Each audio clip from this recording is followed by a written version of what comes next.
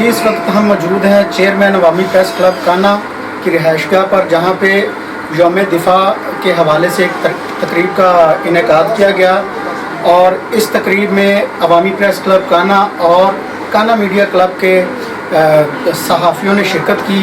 ہمارے ساتھ اس وقت موجود ہیں جناب ایم اے تبسم صاحب، صدر کالمسٹ کونسل آف پاکستان۔ ہم ان سے جانتے ہیں کہ آج کے حوالہ سے ان کے کیا خیالات ہیں اور وہ اپنی کیا رائے رکھتے ہیں۔ جی تبسم صاحب۔ بہت شکریہ محمد صاحب۔ میڈم نور جہان نے 1965 میں بتا دیا تھا اپنے گانوں کے ذریعے کہ پتر ہٹاں تے نہیں رکھ دے تو لب دی پھریں بازار پڑے۔